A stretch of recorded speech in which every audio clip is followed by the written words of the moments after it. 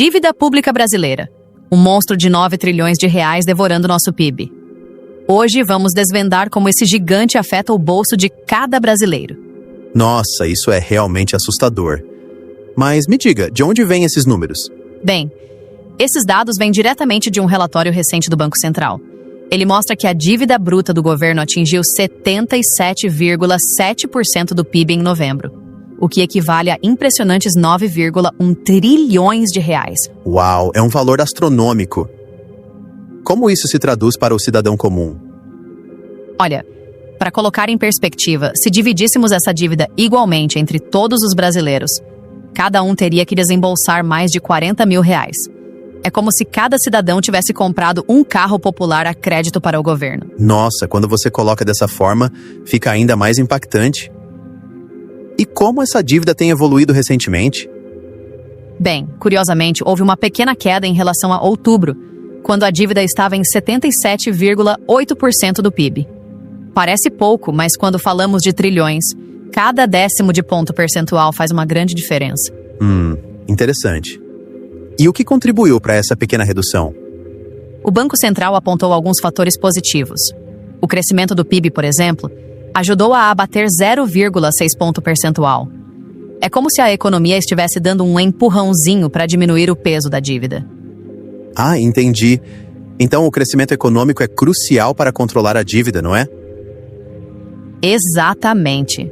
Quanto mais a economia cresce, mais fácil fica para o governo lidar com seus compromissos financeiros. Outro fator positivo foi o pagamento líquido da dívida, que cortou mais 0,3 ponto percentual. É como quando pagamos uma parcela do nosso cartão de crédito. Cada pouquinho ajuda a reduzir o montante total. Mas, imagino que nem tudo sejam flores, certo? Quais foram os fatores negativos? Você tem razão.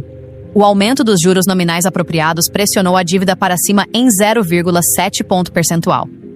E a desvalorização cambial também não ajudou, adicionando mais 0,2 ponto percentual. Nossa, é como um cabo de guerra econômico.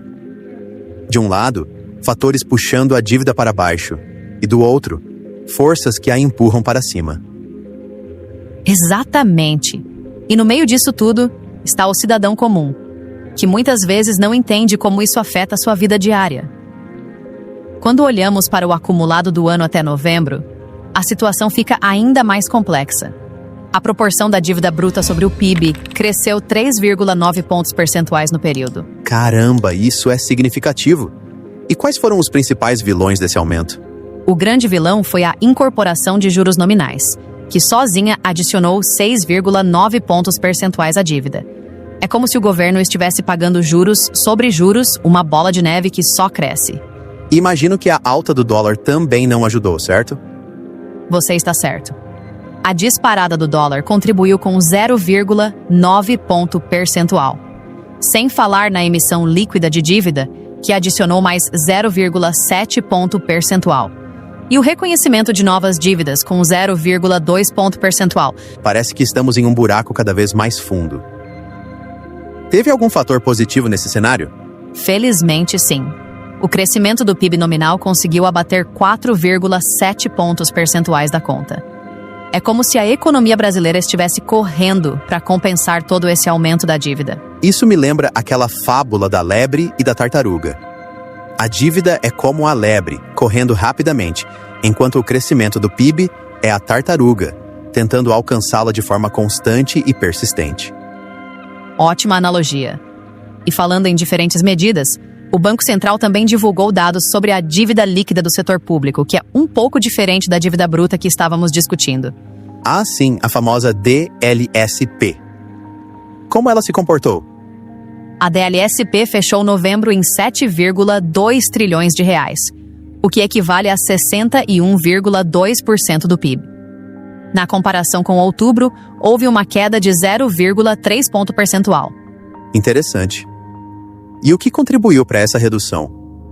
Dois fatores principais: a desvalorização cambial, que retirou 0,6 ponto percentual, e o aumento do PIB nominal, que cortou mais 0,5 ponto percentual. É curioso como a desvalorização cambial, que foi ruim para a dívida bruta, acabou sendo positiva para a dívida líquida. Isso mostra como a economia é complexa e cheia de nuances, não é? O que é ruim em um aspecto pode ser bom em outro. Exatamente. E quando olhamos para o acumulado do ano até novembro, a dívida líquida como proporção do PIB cresceu 0,8 ponto percentual.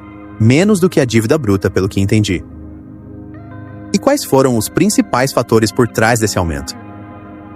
O grande vilão aqui foi o aumento da taxa Selic, que contribuiu com impressionantes 7,3 pontos percentuais. Além disso, tivemos o déficit primário, adicionando 0,5 ponto percentual e o reconhecimento de dívidas com mais 0,2 ponto percentual. Nossa, o impacto da Selic é realmente significativo. Mas imagino que também tivemos alguns fatores positivos, certo? Sim, tivemos. A desvalorização cambial de 25% acumulada até novembro ajudou a retirar 2,7 pontos percentuais da conta. O aumento do PIB nominal também foi crucial, abatendo 3,9 pontos percentuais. E não podemos esquecer dos ajustes da dívida externa líquida e das privatizações, que retiraram 0,4 e 0,3 ponto percentual, respectivamente. Exato. É fascinante ver como tantos fatores diferentes influenciam nossas contas públicas. Mas o que tudo isso significa para o brasileiro comum? Essa é a grande questão, não é? No fim das contas, como uma dívida pública alta afeta a vida das pessoas? Bem, uma dívida pública alta pode afetar a vida das pessoas de várias maneiras. Pode levar a um aumento de impostos, redução de investimentos em áreas essenciais como saúde e educação, e até mesmo influenciar a inflação e o valor do real. Então, basicamente, afeta o bolso e a qualidade de vida de todos nós, certo? Exatamente. E é por isso que é tão importante que as pessoas entendam esses números. Não é apenas uma questão de economia abstrata, mas algo que afeta diretamente o dia a dia de todos nós. Com certeza. E acho que esse é um dos grandes desafios do nosso país. Como tornar essas informações mais acessíveis e compreensíveis para a população em geral? Você tocou em um ponto crucial. É fundamental que a gente consiga traduzir esses números e conceitos complexos em algo que todos possam entender e se interessar. Só assim teremos uma população mais consciente e capaz de participar ativamente nas decisões econômicas do país. Bem, acho que chegamos ao fim do nosso tempo. O que você diria que são os principais pontos que nossos ouvintes devem levar desse episódio? Olha, eu diria que o mais importante é entender que a dívida pública é um assunto complexo, com muitas variáveis. Não é simplesmente uma questão de gastar demais, mas envolve fatores como taxa de juros, câmbio, crescimento econômico e muito mais. Além disso, é fundamental que as pessoas fiquem atentas a esses números e entendam como eles podem afetar suas vidas. Afinal, conhecimento é poder, especialmente quando se trata de economia. Ótimos pontos. E para nossos ouvintes que queiram se aprofundar mais no assunto, alguma recomendação? Sim, recomendo dar uma olhada no site do Banco Central. Lá, vocês podem encontrar esses relatórios completos e muitas outras informações interessantes.